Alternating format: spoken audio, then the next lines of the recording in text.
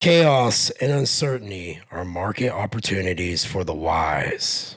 Tom Peters, ATG Syndicate, myself, Jeff Black, Jason Roberson. We are without Jason Theobald. He is currently sick, but he'll be with us for future ones. Today we have our good friend Joe Adams joining us. He is the owner of Relentless Pursuit. We did a podcast with him on the After Dark series talking about porn and how men need to value themselves higher than that. So that was a great convo. And we wanted to bring him on to have a conversation about his unique business and honestly what every small business owner fears.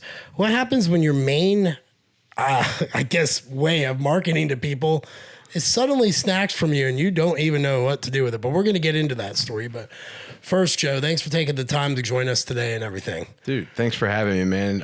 It's been a blast getting to know y'all already, or just with all the conversation we've had, it's been killer. But, and I as soon as you came onto my show, we hit it off like that. Yeah. And we got your story and everything. It was a killer time.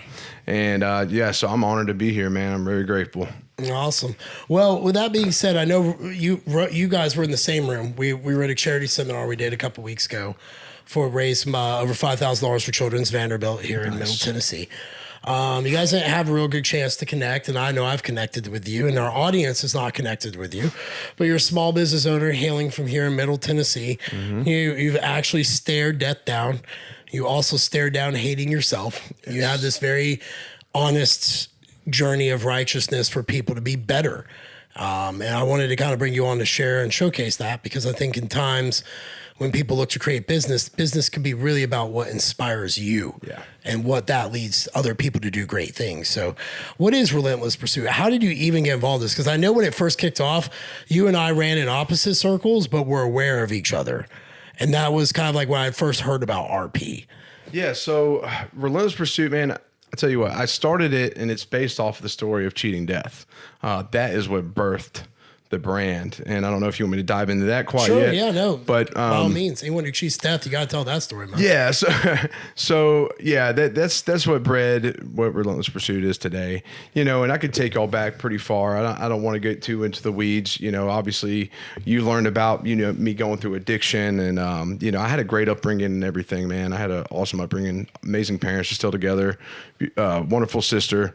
And but my parents taught me well, but I've always thrown myself into chaos. Essentially, like I've always been taught like the right way of things, but I'm like, no, I got to figure it out on my own. And I'm grateful for that mindset, because I think you talked about that quote you started with. I mean, the chaotic elements in life had brought me so many lessons that I'm grateful for, because I think chaos just breeds experience. And so when you go through chaotic time, it just teaches you more and more and more. And so, I had the opportunity to go to college, went to a school in North Carolina called Gardner-Webb. And shortly after starting, I was like, oh yeah, I got this. I'm gonna be a good student.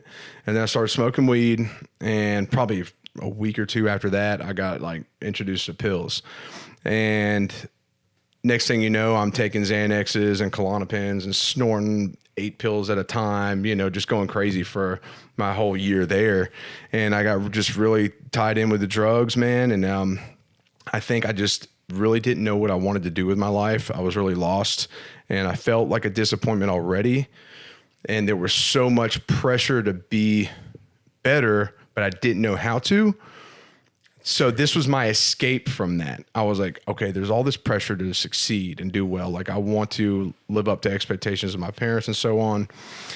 But this will keep that feeling numb. I don't have to think about the pressure if I'm always high. Does that make sense? So, and weed isn't the same way. Weed just makes me overthink things. So pills just shut it all down. If I smoke weed, I'm like, oh my God, like I'm gonna spiral out of control. So I got hooked on the pills, man. And then I went through school, failed essentially everything. I'm pretty sure one was like a auditorium thing that I just had to show up to. I somehow failed that. And then I remember, I took a bunch of pills one night, and I binged on a bunch of Oreos.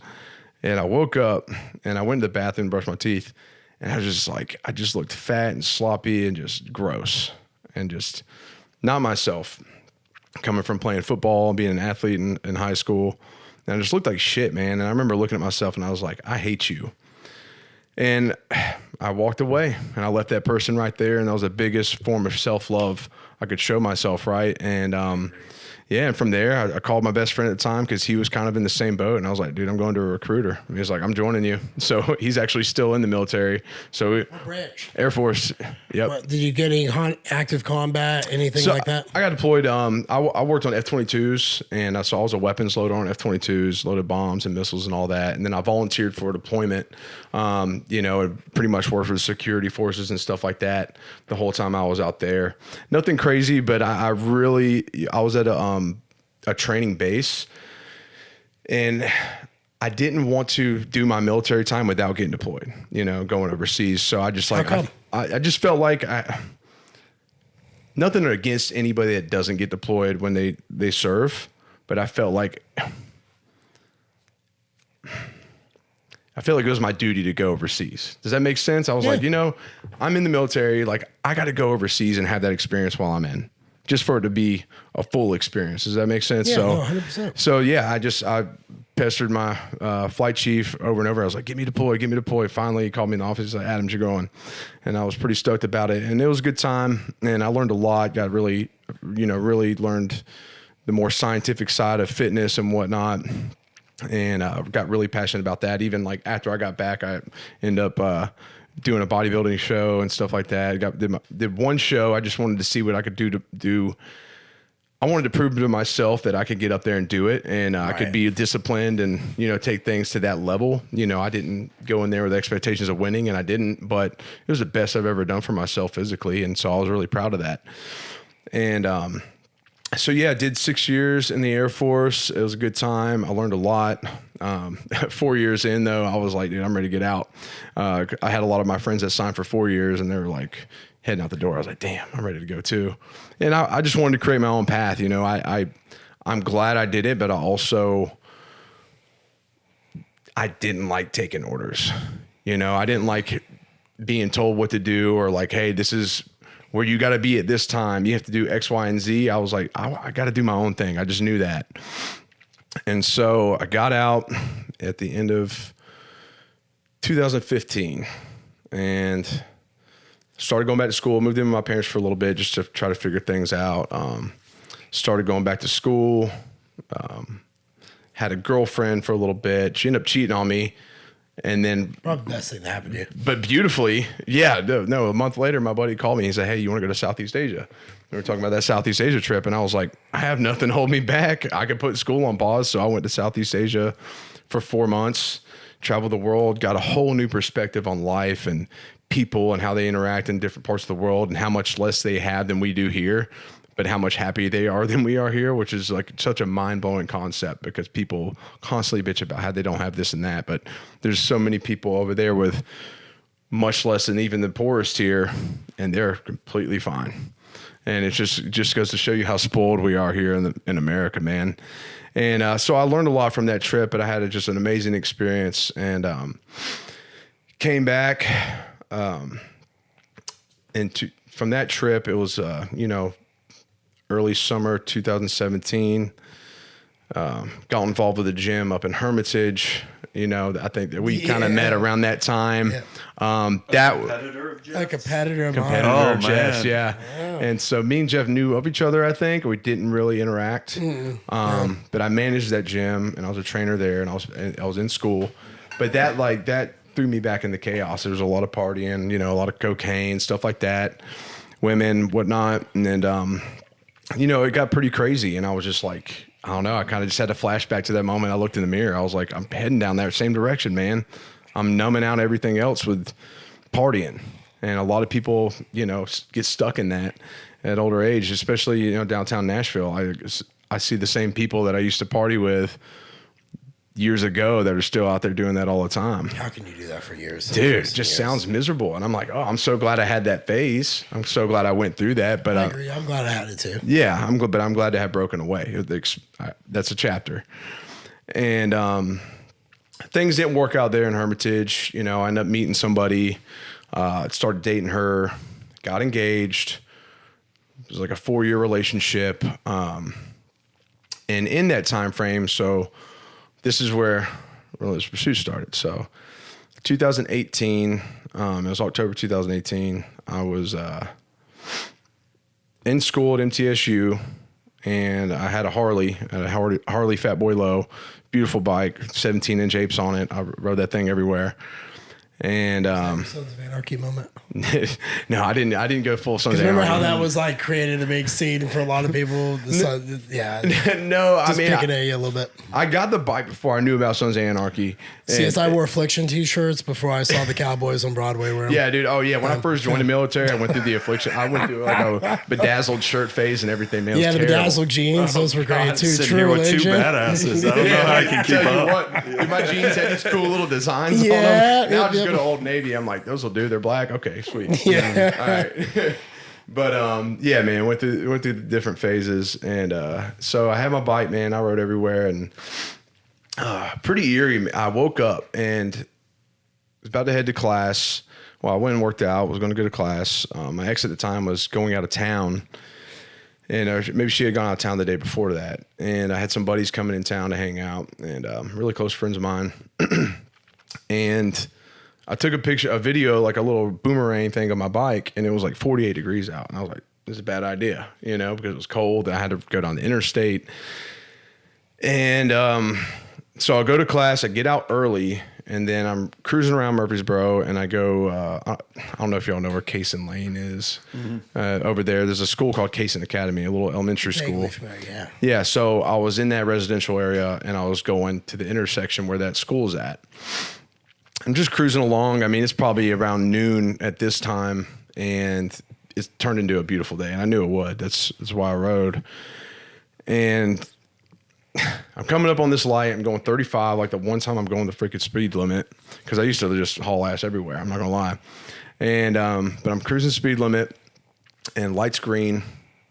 Go, go, go. And I look to the left of me, and I remember seeing this car probably 30 feet away. I'm just sitting there, and I'm just like, fuck. And immediately when I said that, like everything shut off.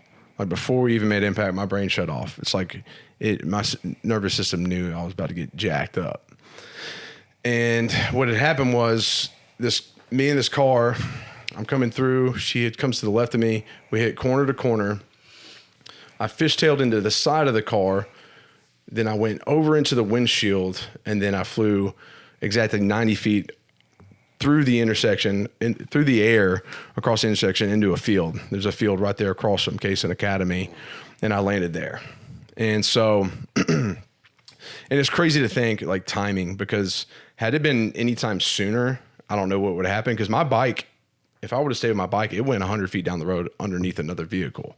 So I could end up like just pinned up in between my bike and a vehicle. So much worse, right? Yeah. So no, I just took a little flight instead, and I think I got the Murfreesboro record for that. I asked like everybody, but anyways, so I'm laying in this field, and I come to, and I'm laying back, and I look up, and I just see my left femur sticking out of my leg.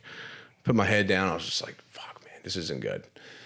And it was weird because I remembered it all so vividly, but I didn't feel a thing. That's the same with me with my bone breaking. I was on that pavement. Yeah. I don't remember shit. Exactly. I can tell you what the asphalt smelled like.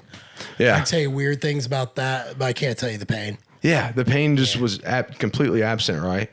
And so it was almost like the cut scene in a video game or something, right? The guy like gets blown up, and he wakes up, his ears are ringing, and it's just like, oh, I felt like I was watching something else, some scene first person.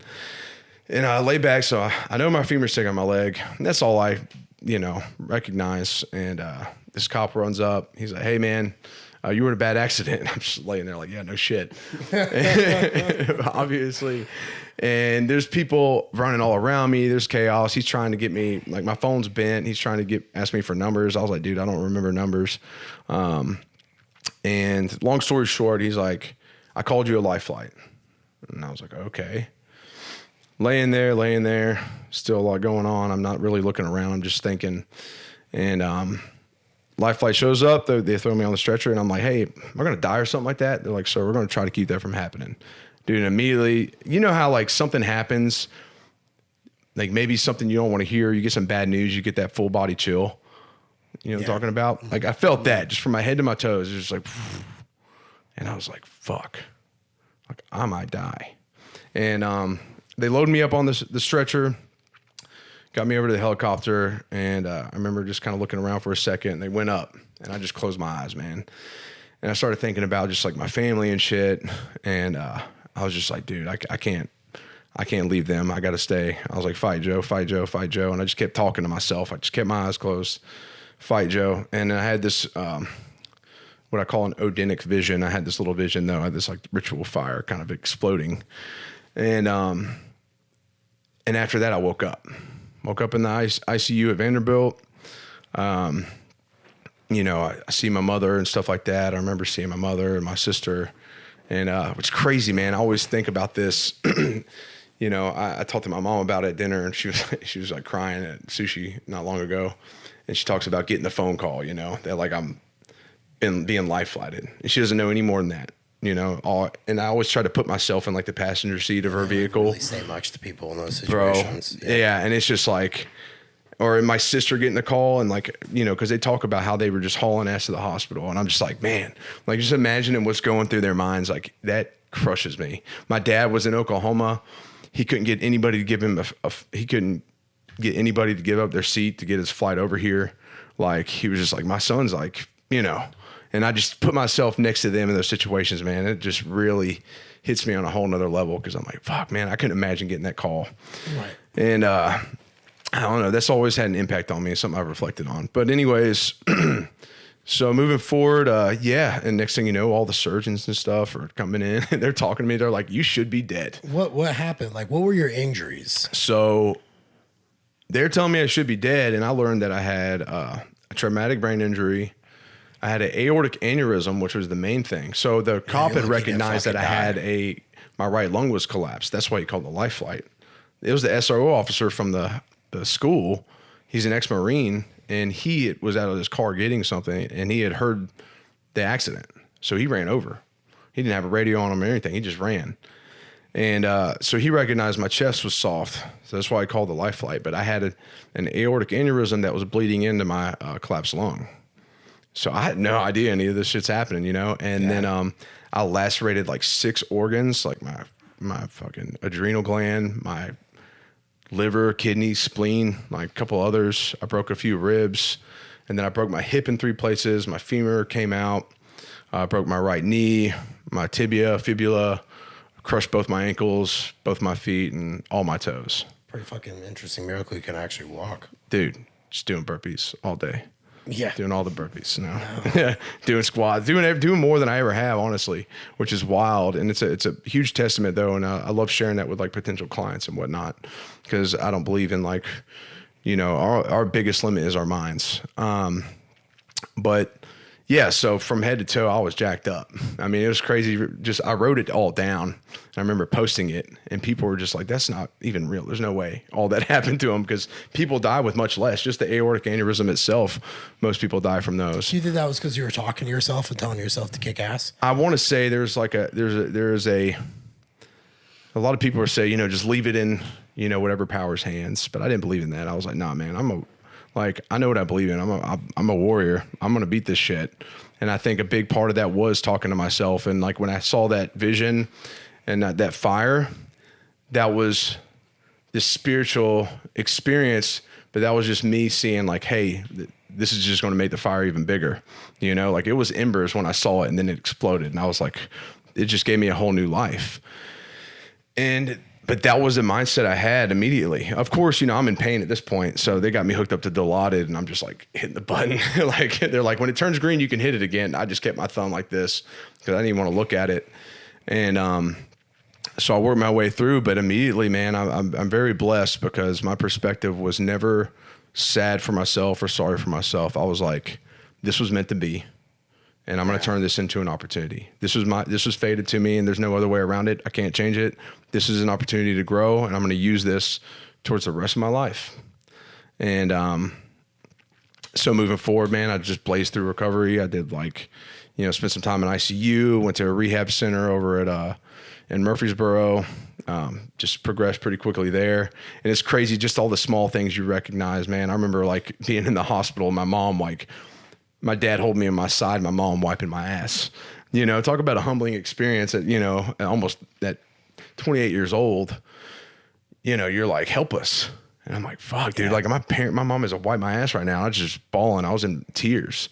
But it also, you know, it's also a massive thing too, because the amount of gratitude you gain for people, like gratitude just hits you on a whole nother level when you experience things like that. So that's something I took from that. And, but you know, and even my first time getting in the shower and like rehab, you know, with my leg all wrapped up, dude, I just like sat there and I just cried. Like, damn, I never knew a shower could feel so good. And I used to love the showers after my cast cut off as a kid. Dude, it was crazy, man. The first time they put me in I got to the shower and then my blood pressure started to drop. So they had to hurry me back in the bed. And I was so disappointed I didn't make it to the freaking shower. I was just so like crushed by that. I was like, God, I just wanted a shower.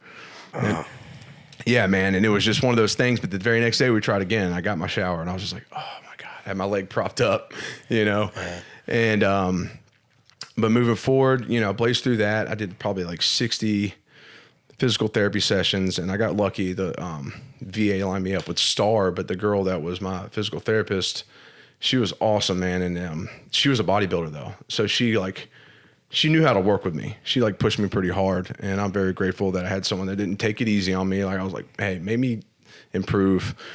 And long story short, I was back into the gym and I was doing what I can with my legs. You know, at that point, I was just learning how to stand up and down out of a chair because I had to completely learn how to walk again. I mean, dude, it's crazy when you're like off your legs for, I think I was bedbound for like 2 months because my ankles got crushed. So had like my feet and ankles been okay, I probably would have walked sooner. But because they were crushed, they had to heal, so I couldn't bear any weight. So, you know, shitting in a bucket on the side of the bed, like scooting over to it and all those things. 2 months of just like, I don't know, journaling, watching shows, reading, stuff like that, doing things to help my mind. You know, I had bands. I'd do like PT or like do curls with bands and stuff in the wheelchair, different things like that. I'd get a wheel around outside just to get some fresh air. But it was just this crazy world of experience, man, all in this short amount of time. And it was just like that. Like I didn't choose it. It just happened, right? And I think a lot of people run into those situations and they look at it as if it happened to them. But I tell you what, man, that was one of the best things that ever happened to me was getting hit by that car. Where do you think your life would have gone if you didn't get hit by the car? In all honesty, I'd probably be...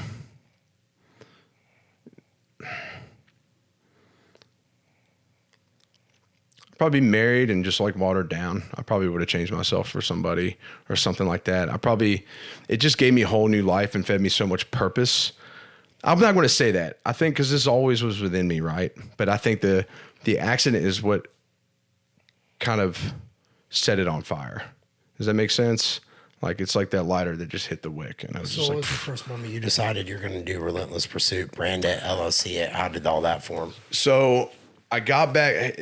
And to go back on that, man, maybe I've not been married because I'd already started getting away from like stepping in my own way. Like I found that spiritual brotherhood around that. Like a month before that, I went to my first ritual. That's crazy. So I went to my first like big pagan event and my first ritual. And that was really like stoked the fire there. And then it was just like, the way I look at it is that was a huge thing for me in my mindset because I was like, okay, instead of looking at it any other way, like when I had my accident, I was like, the gods are testing me. This is a test. Like I chose this path and this is what they want me to do. They want me to face this. And I can go down that rabbit hole all day, but I think that's a huge piece of it. And but long story short, I started school back the following year. I got back into school in January. The accident was October 18th. I could start walking again. So I immediately started driving as soon as I could. And started classes back. You know, my goal was to go into physical therapy. And I was sitting there and I was like, dude, I've got this story. And people love a comeback story, you know? And I got this story and I could use that for something to impact people. Because I saw how like my mindset and everything I was going through and how that impacted people around me just through social media and me sharing that journey. People were just like really moved. They're like, you're crushing it. Like you're helping me so much get over my inconvenience, right? And or whatever I'm facing. And so I was like, man, there's something more to it. And I was like, you know, I knew apparel a little bit from that last brand I was with. And I was like, I'm gonna start an apparel brand. I'm starting an apparel brand, and then I'm just going to take it from there, but this apparel, this logo, whatever I create is going to be a banner. It's going to be a banner, and it's going to be a mindset. It's going to be a lifestyle. And so I'd like mess around with a few names, and I knew I wanted like a wolf tied into it. I knew I wanted the word pursuit in it. And then my mom had thrown out the word relentless at some point. And I was like, that's it. Relentless pursuit. Because my mom told me I was relentless. It's something like that. We were having a conversation. And I was like, my mom taught it to me. So like, funny women teach you that. Yeah. Hey, mothers know. And I was like, relentless pursuit, that's it. And so immediately I was like, I hit up a trademark attorney and I was like, hey, I want to trademark this name. And he made it happen, which is honestly one of the smartest things you can do. Trademark your name whenever you start. I believe in that wholeheartedly. Pay the money, have that security, because I've already had someone try to take it. But that being said, yeah, so I got the name. I got with the guy on the logo. So the logo, as you can see, has the wolf in it, right? But there's an ancient symbol called Ouroboros, which typically depicts a serpent biting its tail. Yeah, eating itself. So that what that represents, it has a lot of meanings, like in the occult world, right? But it's an ancient symbol, but it means something infinite, something whole. And so I tied that and made like a wolf Ouroboros, because wolves are always in pursuit. They never stop. They never stop hunting. That's what they're the best hunters in the world. And so I made a wolf Ouroboros to represent an infinite pursuit, a never-ending pursuit. And that's what ties it all in together. I like how that's like just you. It's very unique to you. Yeah. No, I didn't know the whole history of it. I knew that there was deepness, the deep thing to it. So that's pretty neat. Yeah, man. I mean, it just tied together perfectly. I was like, yes, that's it. And so as soon as I got the logo, I remember getting it tattooed on my neck. I was like, this is it. I mean, no matter where you went all in. You're like, fuck it, dude, all in. Well, at the end of the day, the cool thing about it is no matter where the brand goes, that still means something. I feel the same way. Go and check out relentlesspursuitlifestyle.com. Support the brand. We sell our apparel through there. We got training through there. You can access all of our other stuff through there. Subscribe that's where our content will be coming through heavily. Can't find us on Instagram. Canceled. Also, subscribe to us on the Relentless Pursuit. Fuck, man, I always fuck up with my ad reads.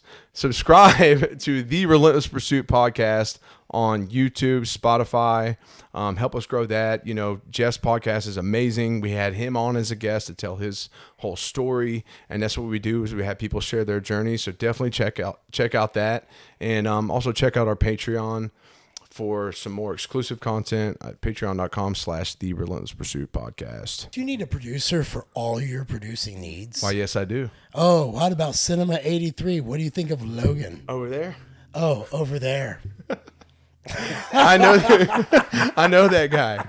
I hear he's pretty good. I hear he's pretty good. He produces good stuff. He produces my podcast. Oh, he produces our podcast. Holy shit. Holy shit. Oh, Cinema 83. If you guys are looking for to expand your podcast or maybe your YouTube channel or anything, you have an idea, sure to give him a shout, give him a check out. Logan's a great dude. He helps both of us. I know Robo's new to the scene with Logan, but he's kind of fond of him already, even though Robo's not fond of many people. But check out Cinema 83, Logan Hyder. Give him your support. It's always worth a conversation to see how he can help your brand. Yes, and to add on to that, I wear every hat in my business except for editing podcasts and doing all that. So that's the guy I trust with the one thing I don't do. So New Ethics Formulations, they're a proud sponsor of the podcast. As you all know, they sponsor me as an athlete. I am no one special, just a guy with brittle bones who managed to kind of be okay in bodybuilding. But they gave me a chance, and I want to say thank you to them. So Gourmet Greens, if you guys take, athletic greens, try this one. Discount code's Relentless10. Over 20 servings of fruit and vegetables in it. Lots of antioxidants. And it's also got fiber in there to help with your gut health. I know as a bodybuilder, as someone, even people who are weekend warriors, if you're serious about your health and fitness, it's hard to get all the nutrients in because of the environment, the food. And this is a great supplement to help you get your needs.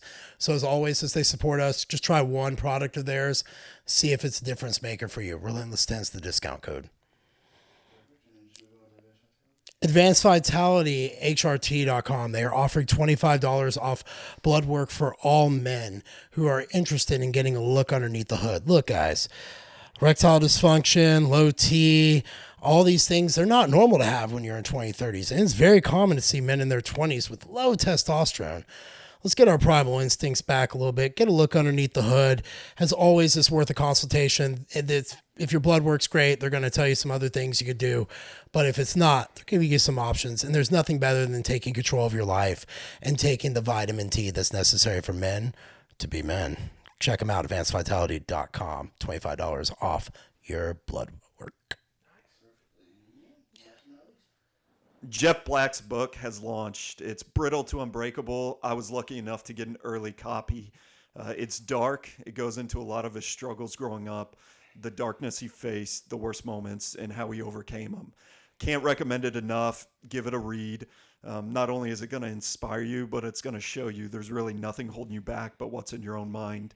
It can be ordered at brittletounbreakable.com. Check out Jeff's Instagram page. There's a link on there, but can't recommend it enough. Put that in your basket as soon as possible. Yes. So locked in the name, the logo, trademark, all that stuff. And so I was like, you know what? I'm going to finish my degree. I'm here. I don't even use it, but I'm here. I'm getting. Same. I don't use my degree at all. Worthless degree. Yeah, but don't get Robo started. He wants refunds from his professors. I mean, I'm back in school now, ironically, but it actually has a go purpose. Back? Well, I'm working towards PhD in clinical psychology. I'm never letting you converse with me too deeply. You'll fuck me up. I want the clinical psychology thing's big to me. Now, trust me, managing my business in school, I'm telling you, man, it's been tough. We'll get into that. Yeah. But it's hey man, I'm here for the challenge. But so I finished school. I mean, I was already most of the way through. I get VA benefits, so I'll get paid to go to school. Why not take advantage of that? And it's something I always wanted to accomplish, man. I failed out the first time I went, right? And I always promised my mom, I was like, I'll finish school one day. Same, I did. Yeah. And so, I earned it at the end of the day. Nobody can take that. But yeah, so over the year of 2019, that's when I was like working on the logo and all that stuff, trademark. And then I launched early 2020 and I started the Instagram and I ended up having to pay somebody for the name. Because like everything Relentless Pursuit was taken, and if somebody had Relentless_Pursuit, and it was like some company that made shirts like 5 years ago, and the guy was like, "Oh, you're gonna get all our." I'm like, it doesn't work like that. Their followers aren't just gonna transfer to me. Anyways, this dude was a dick, but I got the name. I got the name because I wanted it, and I was like, "Screw it." It sounds like negotiations were hard. Yeah. It was. Let me tell you, dude, millions of dollars on the table. No. But started the Instagram and got my first stuff in right when the Nashville tornado came through, the big one in 2020. Yeah, I remember that. And the day before that, I got all my apparel in, or like 2 days before. And I went down to Chile for like a backpacking trip for a week. And I was going to come back and get all my stuff sold, yeah. And I was trekking through Patagonia. And so I didn't have cell phone service for like 7 days. I didn't know what was going on in the world, which is really nice. And I got back to this What town. a time to be alive. Yeah, right. Well, I get back to this town and I check my phone. It's like, COVID has hit the States. And I'm like, shit, I do not want to go back there. I was like, I think I'm going to stay in Patagonia. I was in Peru. This sounds like his story. Yeah, He was when in I came Peru. flying Yeah. back. Yeah. Dude, how long could I rent an Airbnb for down here? Like I can get a laptop and I can figure stuff out, at least put some content out. I was really considering it, but I was like, man, if shit gets crazy, if people get crazy, I want to be there for my family. That's, like I want to protect them. And so came back. And so, yeah, started selling my apparel right when COVID started. Bam. Yeah. And I'm like, dude, these shirts are not selling like how I had hoped for. I ordered a lot of shirts. I was like, yeah, I got all the confidence What in did the you world. go in on your initial order? Because we have a lot of entrepreneurs, small business, and apparel is always one that everybody's like, get an apparel line. It's easy vertical integration in businesses. What did you do for your order? I know you're nodding your head about the vertical integration because you're like, oh, so you probably have some good stuff. For someone with apparel, what was your initial cost and like that you put into it? Just to give an example, you don't have to like maybe give the full one, but kind of like what you put into it and what you were hoping to get as a return. And Robo's the way better math guy, so if he's got anything like way deeper on business you want to ask, go for it. Let's see. I want to say, apparel. I want to see profit margins like you pay $14 a shirt or something like that. You sell them for $30, right? So that'd be like a 50% profit margin. something like that. Yeah, fair enough. Yeah. So like around a 50% profit margin. So I dropped like $8,000 on that first order. And the problem is that like the shirts sit, like you spend money and until the shirts sell, it's just money sitting on the shelves. It's kind of an annoying thing to see. And you're like, damn it, man. You know, I did eventually get rid of every one of those items. It took some time, but you know, so you're hoping to get like 50% back of that. Right. And, or 50% profit. And yeah, so that's what I went in on that first order, I'd say. How long did it take you to turn that? Because my thought is like, okay, if you spend 8 to make 4, you would realistically have to do that 20 times over just to make 80 G's. And that's before taxes, your overhead, all the other little things I could think about. I want to say in my inventory, there's probably like 2 of those shirts left. Like one's like an extra small ladies tank or something. I think I got like 1 or 2 of those. That's about it. You picked the hardest product to sell, right? Yeah, I mean, apparel's not individual sizes. That's the thing, man. Yeah. And so over time, you're like, okay, what do people wear more? And then sometimes that'll vary. You're like, shit, dude. Like I got more in this size, and the other one's sold. So why a shirt over something like a hat initially? What made you go that way? So I did like not long after that. I did some hats too, and the hats always sell really well. The hats crush. The logo looks good on a hat embroidered. You know, like those always. I always sell out of those, and it's just got to keep it simple, man. Black with like the gold logo or black on black or something like that. So, you know, the thing is with the apparel thing is like to me, it's what the brand stands for. So I've had people be like, oh, you should get into this and make these items and those items. I'm like, listen, I'm not a fashion company. I swear to God, they do that at my gym too. You should get classes and daycare. I'm like, I don't fucking want that. Yeah, you should wear these kinds of pants. I'm like, you're the only person that wears those kind of pants. I can, like, I'm, you know what I'm saying? Like, you don't even wear pants. I don't even wear I'm wearing my military shorts over back to PI day, baby. You should make jerseys. And I'm like, I don't wear jerseys. Like, why would I make it? You know, and that's like an expensive item to make. Like, you know, t-shirts are like a good place to start. You could print, you could put it. And honestly, dude, it's not crazy because that's one thing I've learned is like sticking with shirts with good quotes on them and something that's meaningful. Like I put, you know, addicted to greatness, right, on one shirt. Yeah, because I used to be addicted to drugs, but now I'm addicted to doing great shit in my life. You know, lux in tenebris, the Latin phrase for light and darkness. Why? Because we want this brand to be a light in the dark world. That's what we're doing, to put a light, positive, righteous message, you know, and stuff like that clicks really well. And usually that sells out pretty good. But I did eventually try to dive into some other things, and you figure out what works, you figure out what doesn't. What you know? didn't work? I bet you, so it sounds to me like you got to learn how to say no a lot, like up in business, like, because people always do that. Cause that's why I get in my gym. Hey, get this, hey, get that. And it's like, oh shit, man, I'd be so deep in debt if I did all that. Yeah. Well, I mean, what didn't work? I mean, like I said, the shirts always do good. I did try to get all colorful with it for like my synthwave release, and I ordered way too much. And I realized like that was just such a niche thing, like those kind of designs. So I ordered a lot more of that than I needed to. And I was like, okay, well, people like the black shirts. They like the darker colors and more subtle stuff with like the logo and just a powerful message on it, you know? And like the women like some shorts, like some athletic shorts or like some tanks and crops and stuff like that. Like I figured out what tends to work very well. How are you finding those first customers and getting those first orders? Oh, that's a good question. Going to events. I went to like every freaking bodybuilding event in Tennessee for like So you like 3 niched years out for straight. bodybuilders. You didn't even try to go gym hop or anywhere? I knew the world well. You know, I'd been So to you just picked where you went with. Yeah, I had been going to bodybuilding shows anyways prior to that.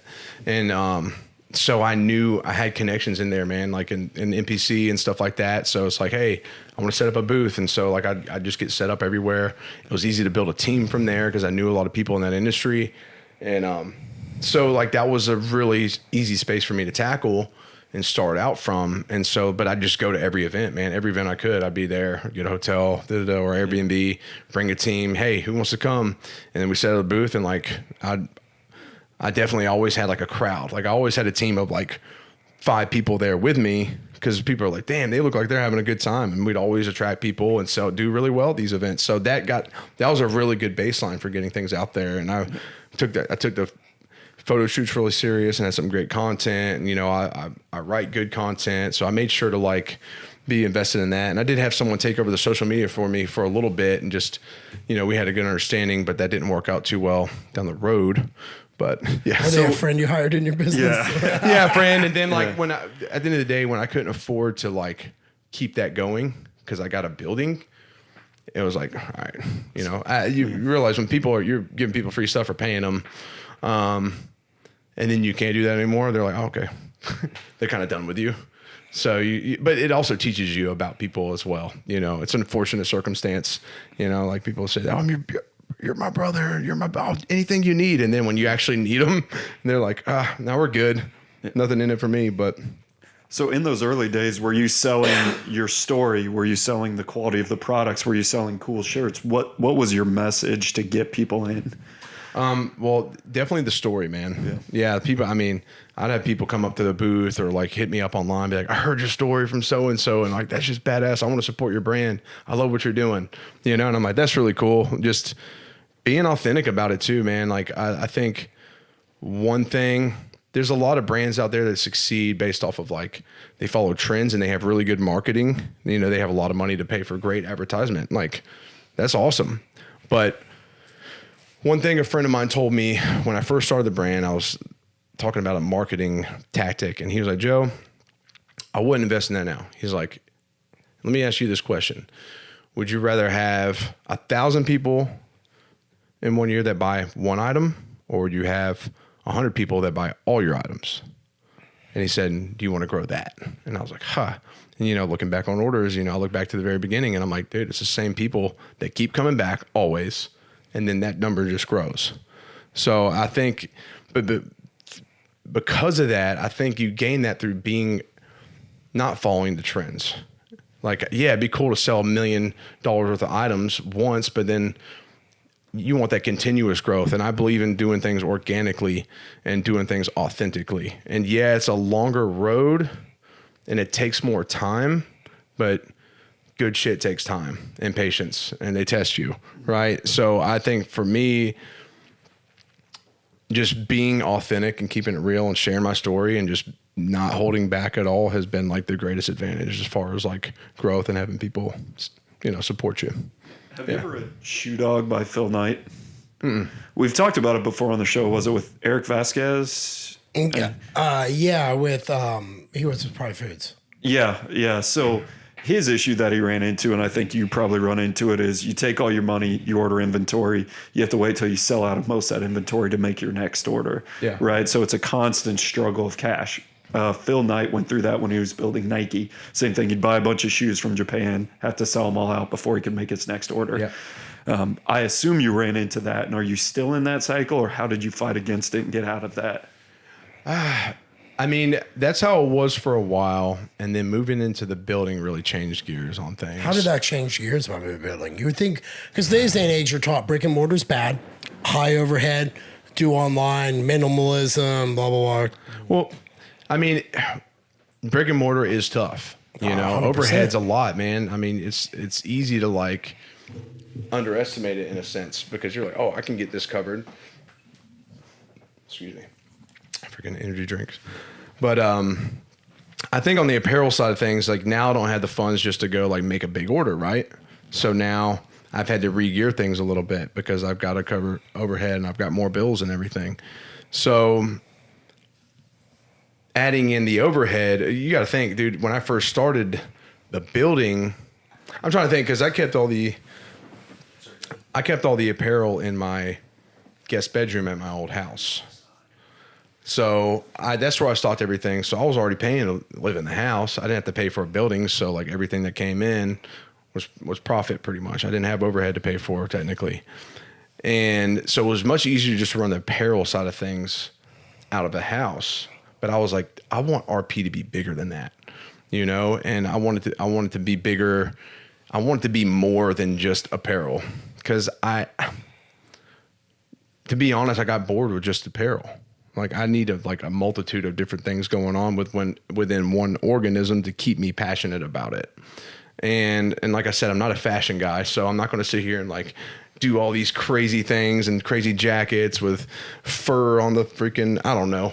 I'd buy one. People were crazy with it. Yeah, thanks. Honestly, one of the most, just doing my thing has been like fanny packs, dude. I wear fanny packs everywhere. I did fanny packs. I did a few orders of fanny packs, and they sell out like that, dude. People love buying the fanny. Yeah, dude. I probably wear floated with a 9mm. So yeah, I wear a fanny pack more than probably anybody in the world, straight up. But yeah, just want y'all to know, fanny packs. I run If it. you wear more than Joe, put it in the comments. Yeah, come on, challenge me. We dude. want to know you. Joe's fanny pack's bigger than your fanny I am pack. the fanny pack guy. No, I do. Yeah, there's gonna be arguments. But it doesn't count if you sling it either. You got to wear it around the waist. Anyways, so yeah, I was doing things there, and quick backstory. I had that house, and then my ex and I split up at the time, and we had started the podcast in my home gym that I built there. So you basically at this point identified Relentless Pursuit. It's my brand, apparel. And then you start vertically integrating downward, like in the sense of you're going with personal training, you're going with a podcast. Yep. So you started making it more of a lifestyle. Yeah, making it more of a lifestyle. Yeah, and we did a podcast, had a few episodes we did there, and then things imploded with my last relationship. And long story short, I had to move. I lost a shit ton of money, and it was just kind of like my whole world flipped upside down. I was like, well, I don't have the studio space that I did in the home gym. I'm running back and forth. I'm trying to get a new place. I'm out my ass financially now. So like, what the fuck do I do? And it was kind of a crazy, because man, you can be, at the end of the day, life circumstances are going to happen. Like you got a business, all small business owners, you're going to run into things that are outside of the business that cause that throw a huge wrench in things. Right. And, I mean, do you want to take that wrench and like look at it or use it to fucking tighten the nuts? Right. And so, I just kind of looked at it for a while. I moved to Murfreesboro. I got a place. I put all my apparel in there. I was still selling apparel, but then like the passion wasn't there. And I was like, ugh. And I started drinking a bunch of wine. I was drinking like 2 bottles of wine a night. What the hell? Wine? Yeah. Dude, I was just like depressed, man. My world flipped upside down. I was like, bro, what the hell? What do I do? Entrepreneurs have this journey a lot. They gotta go along, something flips, and then it's Nice like, box of Franzia.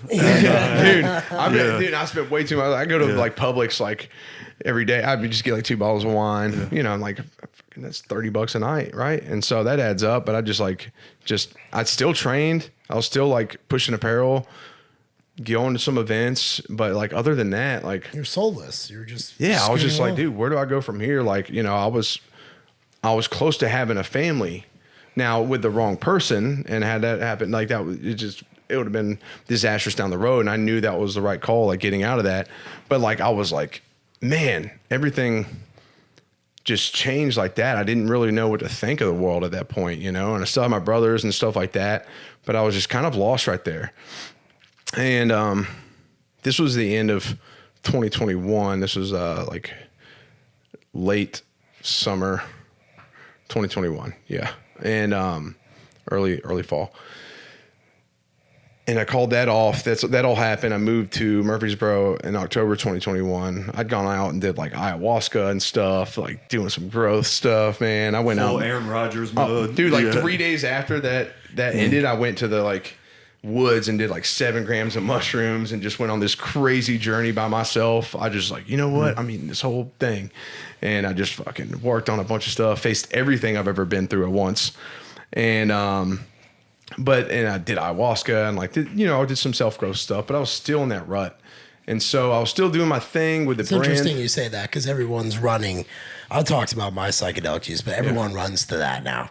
I need psychedelics to just unclog it. I'm like, It doesn't fix things, man. It doesn't. You have to really be willing to sort through what it's opening up for you to sort through. And it definitely helped me face some things and work and grow in a lot of ways, but it's not going to fix you. You got to be like, everybody looks at something else to get fixed, but it takes action to fix yourself, and like, there's no drug or anything that's just going to like flip the switch and make you be like, I'm good. You got to like apply those things you learned into your life and move forward with action and be proactive towards improving. Affirmations and taking drugs won't change your life for you?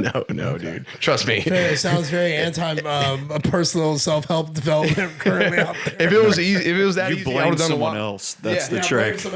Fuck that person. Yeah, Yeah, they did it to me. Yeah. Oh man, yeah. Let's not even go there. But well, we'll probably touch on that later. But so I moved and I was going through this thing. You know, I was hanging out with different chicks, whatnot. You know, I was being dishonest. I was kind of going down that dishonorable rut and being who I didn't want to be. It's like the hero journey begins again. Yeah, dude. Yeah, exactly. And so I was just like, boom. And I like remember thinking of my name, and I'm like, dude, I'm not living. This isn't relentless pursuit. I'm being so far from it. I feel like I have this imposter syndrome now. Right. And like, cause I'm not living up to what that stands for. And tell you what, man. And then I met Lydia. I met Lydia in February 2022, so not too long after. And I was actually funny because I was in the mountains with my buddy, and I'd eaten some mushrooms. And he like went to bed, and I was out there just like air guitaring to like black metal and Typo Negative, and drinking beer or drinking some wine and like tripping balls. And she and I were messaging, like she had like replied to a story or something. Phone, I would be like, my phone's trying to attack me. Dude, that's the thing. Well, I cut it short. Like I happened to look at my phone once, and I saw like a message from her because she had responded to like a story with like an emoji like of the mountains. I was like, yeah, you're missing out. And then I like, that was really hard to type. Your love stories involved. Yeah. Dude, I typed that and it was just like the letters was like, boom, you're missing out. And I was like, all right, let's put this away.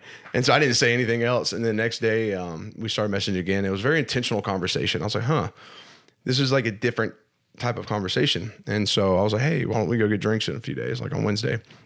And dude, I'll tell you what, man, I met her and it was just like, I actually got nervous when I saw her in the back. She wouldn't even face at me. I got nervous. I had to go to the bathroom first. And I was like, dude, it was just crazy feeling, man. And I just like that, man, I met her. I was like, listen, this is me. This is what I'm about. This is what I stand for. These are my beliefs. I'm in a cult. I do this. I do that. Like, I was like, this is, here's an open book. This is Joe. And it's like, take it or leave it. I don't want to waste each other's time. And dude, just like that, man, like the next day, like I brought her coffee to her house. Like we're hanging out every single day. Do you bring coffee to your girl at the house? We make coffee because we live together. Yeah. Fair answer. Dude, I was like, I don't know what it is, but like this, I want this really bad. And I'll tell you what, man, it just took off. Like she was the one for me, man. She's my best friend. And when I met her, she did something to me that I was like, I want to be the most honorable man I can. And I'm tired of like the way I've been living recently. And like, even in my past relationship, I wasn't living up to the standard I really hold true. And I was like, this person, I don't know, like she just makes me want to be the best I can of myself. And then everything shifted. And I was like, you know what? I'm tired of just doing this apparel brand here.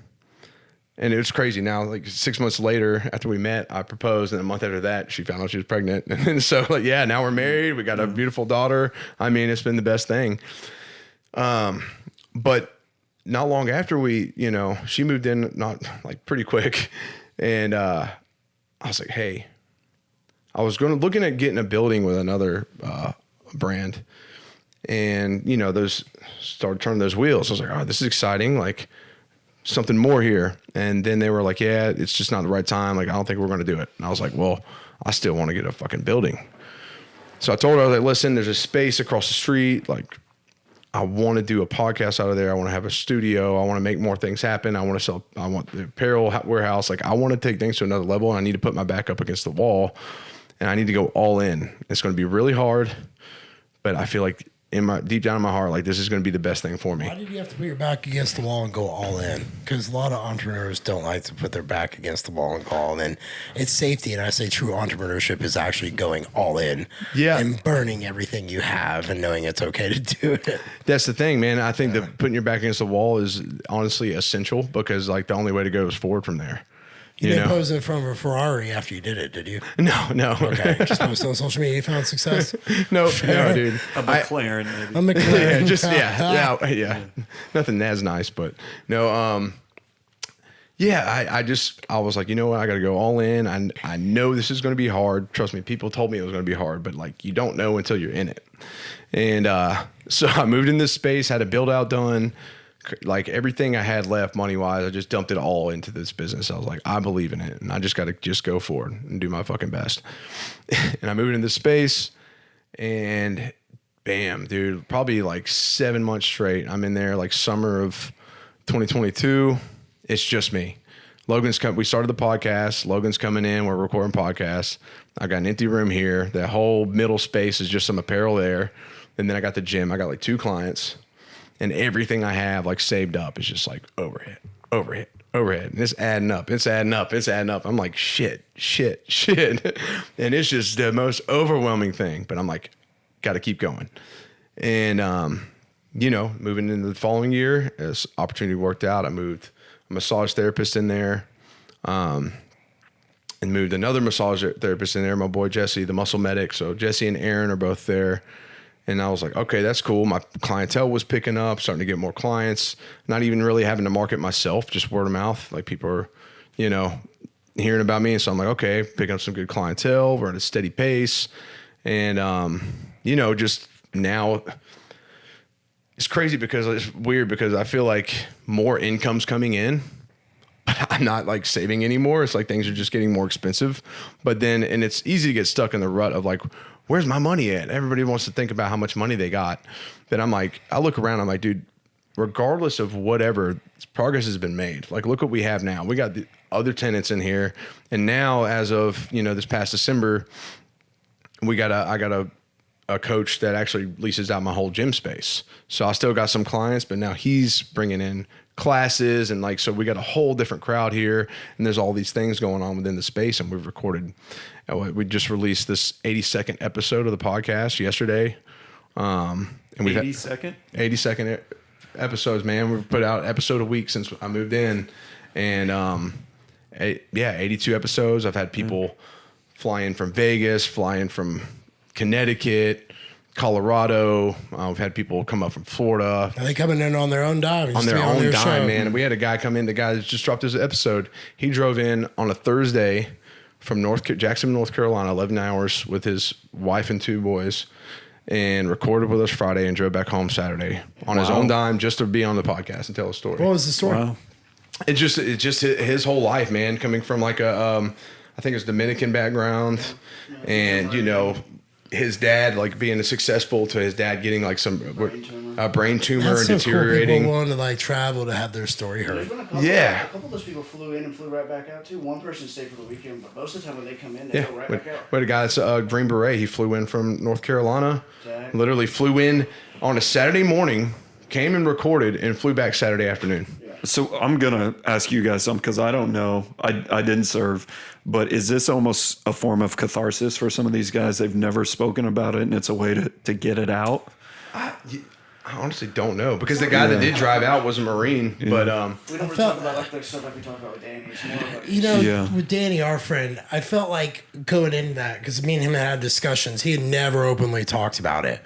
He wanted to do it because he knew there were other brothers out there who had served under fire who needed to hear that he still has that shit in his head 20-something years later. It was, he felt like when I texted him the next day, remember I texted him and said, hey, he's okay. It was me checking in on him because he had it. And he was like, no, dude, I actually felt a lot of relief after doing it. Cool. So I almost think you're right on that. There is some little bit of a, okay, I just walked that out, and they want to do it. Maybe calling. Maybe I'm being short-sighted and assuming that it's exclusive to military. Maybe it's just guys trying to get their story out who feel like they haven't been heard before. Oh yeah, without a doubt, man. I think that's why small business guys get into small business. Mm-hmm. Yeah, have something heard that they're really passionate about. They just don't have enough conviction in themselves, and they surround themselves with a bunch of people like we all know who tell you don't do that. Don't do this. You're not going to be successful. Blah, blah, blah. It's a mountain, a lot to overcome when you go into business. And you went through that. Everybody probably told you you're a dumbass for doing what you're doing all the time. But, I mean, you're saying like a dumbass for just going all in like that, I guess. Like, yeah, because people, like, I can't tell you how many times when I talk to guys who will be like, hey, what's some advice I have? I'm like, easy. Don't listen to your family or friends. And they're like, well, what do you mean? I'm like, well, they're going to love you, but they're going to honestly tell you, don't do this. I can't tell you how many, Bev, who he knows, who's like a mom to me, she literally grabbed me by my shoulder, was like, Jeff, don't you paint these gym walls black. It will look small. Yeah. Mom, I painted the gym walls black. Fuck yes, Jeff, the gym looks great. It's the best gym ever. Do you know what I mean? Like, and they mean well. And I tell people that, like, when I first opened up Iron House, bought it all, you know, people talk shit, said we wouldn't be around, but no one in my family, like, no one bought anything from me. No one bought a shirt. You're not going to get that. You're going to have the pay people. attention to, man. That's something I've recognized. And that's something. Friends pay full price too. Yeah, and that's the other big something one. when, you know, when a friend of mine now opens up a business, I really try to support him. Be like, hey, I'll buy a few things just to keep you going. But, you know, you are called dumbass. And I think that limits people. And I'm not saying you should get behind someone if it's a dumb idea. But at the same time, if you're like, hey, Joe, you want to open up a gym and go change people's lives and apparel brand that you believe is righteous to get people to like live a higher purpose because you faced death and you snapped out of it, like, okay, like great. But you had that negative push on you to not do it. Yeah, I had a falling out with the old athlete, and they were like, "It's not my fault you bit off more than you." And I was like, "You know bit what? off more than you. That's a motherfucking business. You bite off more than you all the time. And I was like, bro, but like you're the one saying that, like, and I'm the one that's going to take it to another level because I'm willing. That's the fitness industry evolved there. I'm willing to bite off. I'm willing to. The thing is, the people that achieve great shit bite off more than they can chew. 100%. And guess what? They believe in it. So I mean, the way I looked at it was just that was some kind of self projection or something. But that's the thing is like, yeah, I did, and I'm gonna fucking chew off more, and I'm gonna keep chewing. I'm gonna keep going with it, you know. And that's the thing is like, people could say I'm a dumbass. I'm like, oh, it costs you so much money, and it's just like, worst case. And there's a difference between, I think, you know, worst case, I can stand by the fact that like I went all in on something I believe in with all my heart and soul that's built off of me. And the fact that I get to just utter those words is pretty powerful. Because that's a fucking rare thing to be able to create something that's birthed from like cheating death and put it out there into the world and actually have people buy into it and follow it. And no matter for how long that lasts, which I hopefully, you know, the idea is eternal, of relentless pursuit. But at the end of the day, I can always own that. And dude, that's fucking cool, man. And like, I'd much rather sit there and take the risk all day. And so for anybody that thinks you might be a dumbass, I mean, I don't know. I don't even know how to like get down with that kind of mindset. You just hit the nail on the head though, saying it's the risk. It's I bit off more than I can chew. All day long, all I do is talk to buyers and sellers of businesses. And I can tell you every buyer I talk to is from corporate America. They don't have the risk tolerance they think they do. They don't have that ability. 95% of them will never buy a business, but they'll talk about entrepreneurship all day long and how good and skilled they are because they get mired in the details. And then they're so afraid of the risk and they'll mask it by just finding something wrong with every single thing. The true entrepreneurs, the guys who will go after it, no, in their heart, they'll say, you know what, this is good enough. I'll figure out the rest. And they go. And that's who buys businesses. That's who gets shit done. I swear to God. I love Robo because I've never ever written a business plan. It's just as a blank piece of paper and it's on the idea of what else am I going to do if I wake up tomorrow? If it all burns to the ground, I still got to like do something. And I don't know I'm not built for anything else. So I might as well just kind of get into it. I told my wife that I was like, babe, there's nothing. What else would I do with my life? Like it's crazy though, because like when you're so passionate and you believe in something so much, it's kind of like as you grow, you gain that mindset of like eliminating any other possibility, like fuck a backup plan. And like, I'm not saying don't be like, Reckless, I don't know, reckless about it. Yeah. You gotta be like, you gotta grow in other areas as you pursue your path because you gotta be I don't know. You just have to be able to tackle whatever and go after a lot of different things, if that makes sense. I'm kind of like at a loss for words right now because I'll get me all fired up. No, you're good. No, because he resonates with that. You know, like I remember him when we first met. He was for corporate America. You know, I had the Homeland Security background. I hated work for government, taking orders for dumb fucking people. Yeah. But eventually, when I first got into business, I was like, holy shit, there's a lot of risk. Yeah. And it really was eye-opening me. Like every day, it was another decision, another bill coming in that I I did not know. You know, when you go to school for business management, they don't give you a piece of paper that says, by the way, here's 87 things you're going to get nickel and fucking dimed on for your business every single year. And it's going to grow by 3 every year you're in business. And this percentage is going to inflate by 4 to 8% of people. Like, they didn't go over any of that. So you always make these. And most people think when you get into business, especially employees who look at you and things like this as you scale, that you always have the answer. Well, it's not my fault that you've been off more. Shoot, motherfucker, it's business. It's me learning. Yeah. Like, I'm doing the best I can. And oftentimes people get that misconstrued and so forth. Dude, that's I talk to people about business all the time. Like, you know, I don't have a business background in school. I tried to take business, and I was in accounting, and I was like, "Fuck this, dude! This is Accounting's this probably the best class you actually could take out of it. But it was so dry. It's terrible. So terrible. It's not a moist class. No, it's not very moist at all. Oh boy, Robo's face. That's my favorite word. Moist. But that's the whole thing. Like, yeah, you learn as you go. A lot of times, man. Yep. That's when you start learning everything. And I think, but at the end of the day, man, there's a lot of chaos. But like, that's personally where I thrive, man. If it's not chaotic, then I don't know what I'm doing. Something's wrong if there's not some chaos going on. So I don't know, man. I love it, and I know.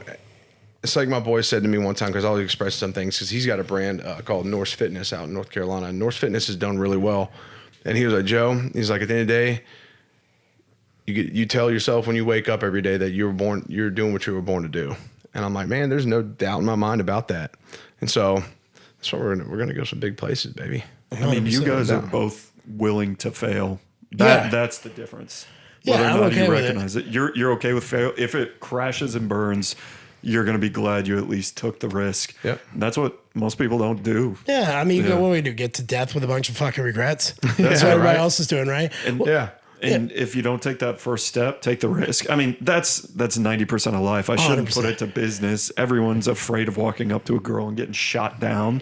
Yeah. It's a fear of failure that holds you back from everything. The difference is you overcame that. Yeah. Do you have anything you want to ask? Because I know where I want to go if you have something. Well, I'm super curious where the business is at now. So That's you went through those growing pains. Chaos. Yeah. What is it right now? Well, you know, so like, obviously, you know, we got the podcast going. I'm working on trying to, like, you know, I'd like to monetize that. I'm trying to find like a good fit as far as sponsor goes, and like really get that going. That's taking time, but you know, it's at the end of the day, we're on the right path, and it's having an impact. And that's the most important thing, is like, and that's what I always tell myself, is that what we're doing is making an impact. And to me, that was the goal from the very beginning, to make an impact on the highest level we can. And so being proactive with that, and still recording, pushing episodes, getting it out there, growing consistently. We got the coach in there, you know, he's staying busy. I'm working with my clients. We got the therapist. Apparel wise, because of overhead and all the other things I got to pay for, you know, fortunately I've gotten the brand out there enough to where I do pre-orders right now. So I'm going to be doing like periodic pre-orders to keep that flowing. Eventually I'll reinvest in, like, my goal next would be just doing like limited runs, and like marketing the hell out of limited runs of apparel. I think that's going to be a lot wiser.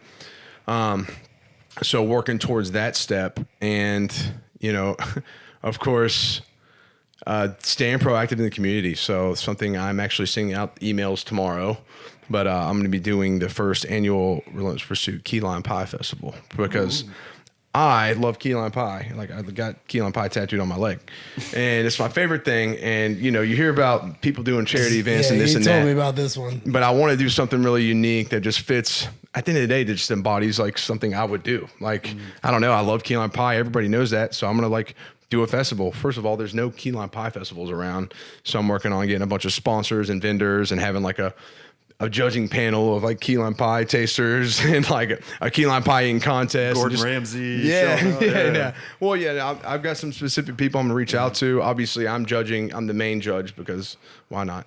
But and I get to eat key lime pie all day. But we're gonna do that as a charity event, you know, and raise some money. And I think it'd just be something fun to get people outside, get people like eating, just be something unique. And I think it'll do really well. But I think doing things like that creates an impact, and that serves the ultimate goal. And just doing things that are just different than everybody else is doing, man. I don't know. I gotta be, whenever I look at what everybody else is doing, I'm like, what can I do differently? So Let's talk about differently. Let's get to the other yeah. couple. Speaking of, So a couple weeks ago, you faced every small business owner's nightmare. You lost your social media account. And it's one of those things you don't even know why. You can't find out why. You can't understand why. So without losing that, when that happened, how did you feel? Because I mean, I've been shadow banned. Robo knows I've been putting time out a lot on social media. But you got completely just ixnayed. I mean, like full on deleted. And, you know, we've chatted offline about the reasons, and you actually have been like, I have no clue. And it's something that as a business owner, y'all need to understand this. They'll not tell you the reason. You're just out. With that being said, what did you do when you found out? And then secondly, what's your pivots now as a small business? Because you're losing this huge wing. Because everything we ever go to, when we talk to events, and we were just hosted one, the big thing all marketers say is social media, TikTok, blah, blah, blah, blah, blah. What are you doing that swiped away from you? How did you get guerrilla warfare, I guess, and the guerrilla marketing? That was a good book back in the day, by the way. well, you know how things, when you run into like, as an entrepreneur, you get on like, all right, I got this smooth. Okay, we're on track. Mm-hmm. We're on track. Like I actually got a plan. Like we're just going to stay on this track right here. You got a plan for day. Yeah. So I'm like, of course I enrolled to go into school full time on top of it all. And so I started classes back several weeks ago, and I'm like, yeah, dude, I got my plan with the social media. We got everything going on. Like we got that new coach in. Like, all right, this is a good place to be. We got this shit. And then like my second day of classes, this was the week after the snow week. I had somebody message me like I was going to class or like, am I blocked? And I'm like, I don't know. And then I had somebody else message me in between classes, and I had a bunch of screenshots. Like it's just an Instagram user, and I'm like, what the fuck?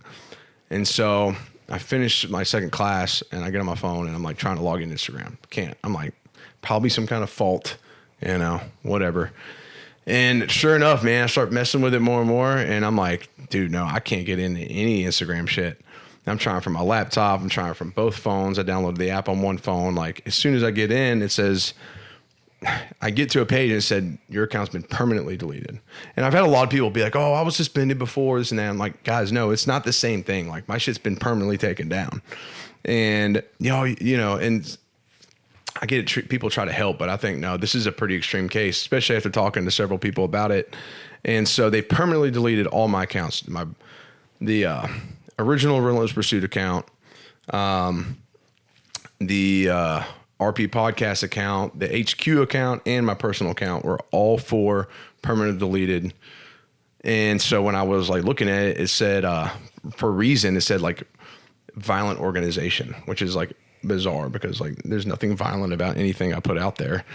We have like a fighter on the team, but like there's fighting shit all over Instagram. So that makes no sense. And I don't promote that like all the time. I usually just write like righteous content, put that out there with like from a photo shoot and share podcast clips. So yeah, everything was permanently deleted. I, tried to go and appeal it several times. Basically the same thing over and over. This is not up for review. You don't get the opportunity to appeal. Like straight up, like completely shut down. I made from my phones. I made new emails, several different emails. Tried to switch the wording around, made different names. As soon as I get it started, boom, same thing, over and over again. Got on my laptop, got a VPN, had IP address like overseas, made a new page. I'm like, okay, this one's sticking. Hell yeah, I fucking showed them. People are sharing it left and right. Oh, go follow Joe. It's growing nice. 30 hours later, maybe, same thing. And I'm like, oh, okay, this is a bigger issue. And I talked to a guy I know that lives out in LA, and he was asking about it. And he was like, man, like you hear about these things. He's like, but this is a pretty extreme case. It's definitely targeted. Like someone's messing with you specifically. And I was like, yeah, it's pretty obvious at this point, So after that, I was like, well, fuck Instagram, man. Like, I'm not even going to put the effort into it. I'm not going to spend all my time making new accounts and trying to fucking finagle that system. So I got to come up with a new game plan. So I made a video. I posted it on, Facebook and everything. And I'd shared like the screenshots of all this on Facebook. People got a great response. People were like, what the hell? getting ranting and raving. And I think it's good because it's honestly, I'm like, okay, well, at least I get to raise awareness on these kinds of things because people are fired up. They're like, dude, you just post really good shit. Like, why the hell would they take you down? Like, it gets people pissed off. So it opens people's eyes to a bigger issue that's happening. And I made a video. I put it on the YouTube. I've even reined in people have signed up for things or even made orders just because they're like, oh, I saw your video on YouTube. That's messed up. Whatever I can do to support, let me know, you know? So it's also been a benefit. But at the end of the day, like Instagram was my biggest marketing tool. I had years worth of photo shoots on there. You and Logan on there for a while. What's that? You and Logan, like when you guys kicked the podcast off, that's like I saw you on there all the time. Everywhere. I mean, so many clips here. I mean, you're talking 80 plus episodes, over 800 clips, you know, most of those going on Instagram. So just a lot of content made, photo shoots, things I've written, memories, you know, milestones, all kinds of shit, you know, and like you try not to put too much importance on it, but you're like, damn, man, that's a lot that's gone into these things. And then with podcast guests, that's how I connect with people. Like, okay, so-and-so wants to be in the podcast, or so-and-so recommended this guy. I can go check them out, see what they're about, connect with them. Now I'm like, can somebody vet this guy for me? Like, they're not on Facebook, you know? So it's become like, it's complicated that a little bit more. So I had to sit back and be like, what the hell do I do? And after some time, just checking things out, I made the video. Okay, I'm a lot more proactive with Patreon because we got our people there. Let's get that to grow a little bit more. That's a good avenue. We're not too stressed about getting canceled from there. Facebook's had a really good response, so I'll just stay a lot more proactive on Facebook. Not the way I like to work. Like Instagram was just super easy to like do what I needed to do. So Facebook, you know, utilizing that more. Staying up on YouTube, Spotify, all those things. Downloaded some other platforms. I'm going to get more active with Twitter because a lot of people are going over, or X. A lot of people are going over to that platform. TikTok, unfortunately, you know, and people are like, oh, don't go to TikTok. They're taking your credit cards. And I'm like, guys, everybody's taking all your shit, even here. Guess what? Your neighbors, these buildings and these companies here in America are doing the exact same thing. Skimmers right on the gas station pumps. They're just not telling you about it. Yeah. It doesn't matter whether they're in China or fucking America. If you got a phone, your shit's out there. You're saying it's resilience. It's just resilient. One plan got kicked. It's like business. Like Robo said, failure is okay. You failed an area. You don't know why. You're not going to give sometimes business, you know this from being corporate level, you're not going to get an answer why I failed. Yeah. You have a lot of hypotheses about maybe this, but you don't fucking know. Yeah. At the end of the day, like, yeah, I got to recognize the fact that it sucks. Yeah, it fucking sucks, dude. Like this happened right when I started classes. Really? Like what a pain in the ass. But instead of being like, oh, well, why me? I'm like, why? Why? There's something bigger than this. There's a reason it's happened to me specifically out of everybody I know. And so I'm going to create an opportunity out this. And yeah, there's still some things I'm trying to figure out. Like I'm not going to figure out overnight, but what I can do is be more proactive in these other avenues. You know, I got more on TikTok. I was like, all right, after looking at TikTok, a lot of these big followings are people, it's them being personal. I was like, so, okay, let's not make this a business page. Let's keep posting the podcast clips and post some apparel stuff as it comes. But like, let's just record me driving down the road talking about a topic. Let me post a video of my guy getting pulled on a tire around the land at Moot Weekend. You know, let's make this a more personal connection so that way I can draw people to me and feed that to the brand and other things, right? And that's a growing thing because I don't feel really comfortable doing all that shit. But like, guess what? It's forcing me to have to get comfortable with it. So if any worst case, like I'm learning new things and I'm tackling different avenues. And that's the whole thing is sometimes it's not a straight path, man. You got to pivot and you got to like try different doorways and stuff like that. You can't just bash through every wall and you just got to work your way around it. But seeking out the opportunity in these situations was most beneficial, you know? So, and hopefully I can get it in front of some like pretty big names that are really against censorship and stuff like that and raise some awareness and maybe get them fired up about it too. So, you know, what's interesting is you're at that 5-year mark, 2018. Yeah. Well, I'm sitting here in my head, like going over the math. 80% of businesses fail in the first 5 years, correct? That was a 80% fail after 10 or something like that. Yeah. And you're riding that death spiral that starts beginning. Mm-hmm. And your choices, fuck it. Yeah. Round 3. Dude, I'm already you're basically on round 3 right now. You know what I mean? I'm already balls deep, dude. There's no turning back, man. Like I said, I'd much rather go down in flames than like just quit.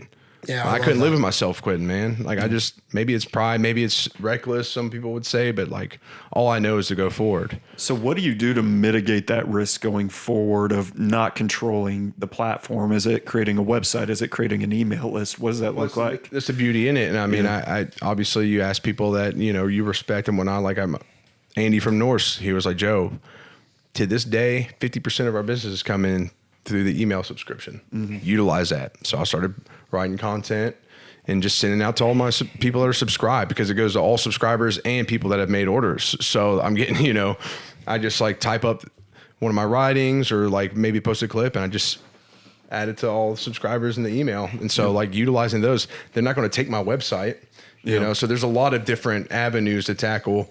And I'm just, honestly just spearheading all those a lot more than I ever did before. Yeah. So, and then I just, you know, plus honestly, it's not that bad being off of Instagram, because Instagram's easy to get stuck on. And so, and like draw comparisons or see what other people are doing. And like, I kind of just don't really got to fuck with it. So it's kind of nice. There's an absurd irony to the fact that you got kicked out of Instagram, but not Facebook. Thank you. Yeah. Thank you. And if it has anything to do with a fighter, Zuckerberg was in the corner of a recent fight, right? At UFC. Like, who knows? But the biggest thing is you just pivot and go forward, right? What else can you do? You know, the problem I have with social media on those platforms is you just can't be your own self on there, and people just tune the fuck away. Hey, I don't like that. I just unfollow. I just don't look at it. It's, I don't like him, so I'm going to report or whatever, And it just creates bullshit. It's childish shit. You know, it's what the internet is now. None of these people would ever say it to your fucking face. Exactly. And none of these people would ever do it. And they don't even live a life of anything. Majority of them are. The internet's full of the biggest bullies that have ever face to face would get the fucking teeth knocked out. Oh, without a doubt. By the majority of people. I know. Trust me. When I was posting clips of like my wife talking about her domestic violence situation, you know, one of them got like 1 million views on Facebook, and people were talking about, we need context. She probably deserved it. And I just like, I almost put my address to my building in the comments and be like, hey, let's talk about that. You know, but you just got to learn not to read the shit. Yeah, the comments are the shittiest stuff. Dude. You know, obviously I take it personal because it's my wife, and I get very protective. You know, attack me all day, but going after her is bullshit. But you know, it is what it is, man. It's just the way of the world, and like we're gonna figure out a way to move forward always. You know, and that's why like doing stuff like the charity event, like. Someone was like, well, I guess you should postpone that. And I'm like, no, this is more of a reason to do shit like that, man. Like, fuck them. We don't need them. And so, and I think hopefully collectively people will start straying away from some of these platforms and go into different directions, man. This stuff's just going to happen more. Do you do sponsored athletes and have them posting your stuff and linking it back to you? Oh, yeah. So, you know, I got a group chat on a certain app with a bunch of people from the team. I'm going to be bringing more in. And so what's cool is for the podcast clips, right? Like, hey guys, and I got to attach them all tonight to the drive, but I had an idea, which I wish I would have done before, but I'm going to post a caption for you to put that I would put on the episode launch in here with hashtags and everything. And I'm going to give y'all access to the Google Drive. If you're willing, just take one clip each week from your favorite clip out of the 10 and just post it and tag 20 people, collaborate with somebody, and put it on your Instagram page. They're like, done, deal, I'm in. So like so you got 10 people posting 10 clips, tagging 20 people. That's way more reach than we had before. Yep. So that's another strategy. Yeah, man. And so like as far as your workers do the work. Yeah, man. And these people aren't even there for like they're there for free. That's the cool thing is it's like these people. It's been a hard time for me to utilize them because I feel like if I can't give you anything in return, like monetary or like free shit, then like, why am I going to ask you to do it for free? But like what I've realized is people just genuinely want to help because they believe in it as much as you do. And it's a really cool thing to recognize. I'm like, man, well, now's the time to utilize them and let them be a part of it because they just want to be a part of it regardless. So they're willing to do those things. So moving forward content wise, I mean, yeah, like, hey, here's a photo, here's a caption, put this on your Instagram. So yeah.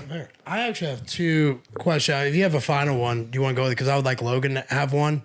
And then I want it would just be where you're going to go, where this ends. So do you have a final one you would like You shoot first. Okay, cool. Logan, real quick. So that'll give you a chance to think. Where Joe is now, what is Relentless Pursuit to you since you've been there for a couple of years? I want the audience, people listening, so they can understand what this brand is. As you have Cinema 83, you do both our shows and all that. What is Relentless Pursuit to you? Yeah, it's an interesting through line just to kind of listen to you guys in general, and knowing both of the stories, and even knowing back in the day, even towards the end, you said that he's fighting this kind of guerrilla warfare, which is just poetic that you would use that term, considering the thorough line between the three of us being, what it is. But it's been fascinating to see just the different things that we've had to tackle. I mean, even though like the Instagram thing was just a huge thing, and I told him, I'm kind of sitting here kind of awkward, but whenever we were talking about it that couple of days, and I even saw you pretty frequently after that, and I was still a little bit down about it. It's a kick in the balls, man. You put years at that point, a couple of years worth of work into it, and so what I'm most proud of when it comes to that stuff, especially what I helped to have a hand in, is that like in that situation, we pretty much, we rallied around each other pretty quickly. It was like a couple days of like, damn, this is ridiculous. This sucks. Is there anything we can do? No, there's not. Fuck. Okay, I guess it's all gone. So pretty quickly, like the next conversation we had, it's like, you know what, fuck them. They just handed us an opportunity on a silver platter. Yeah. You know what I mean? And I think that goes back in a good, a good tie-in to his story. The first episode that we ever did was with Stevie, right? And he's an amputee. And Stevie said something in that episode that he said before about his accident that I always think is fascinating, which is it was the best thing that ever happened to him. Like Stevie said the same thing about losing his leg. And like you wouldn't think that. But it is a mindset, and you've seen it come out in a million different ways, and that's why we're still going. So okay. I'm very proud of him. I'm very proud of us. I'm very proud of the whole thing in general, because it's been a lot of fucking work, and there's a lot of things that go on that people don't, like we've talked about before. It's like you see what we put out there, but there's so much that goes on behind the scenes. So like when stuff like that happens, and you can rally around people, those are the times when you need that support. And so like to see it, it's good. It's good. If that wasn't the case, then you would know pretty quickly, like, okay, when some shit happens, maybe it's not there, the support, but it is, so that's a beautiful thing. Yeah. So that's pretty much what I got for that one. Robo, take us home with your last one. The only thing I ask is you bolt on where Joe is 5 years from now when we do a follow-up. 5 years, is he older, gray beard, what? I'm going to go back in time first and bring us full circle. The woman who hit you while you're on your motorcycle, did you hold anger towards her? No, I've actually... at the end of the day, man, like there's been times I haven't paid attention to things, and it could have been me that hit somebody, and like I put myself in other people's shoes. Like I not too long after that, I was recovered. Like I went and got lunch with her and her husband at First Watch, and wow. Just talk to her. They're good people. Shit happens, man. Like why would I hold that grudge against anybody? Because accidents fucking happen.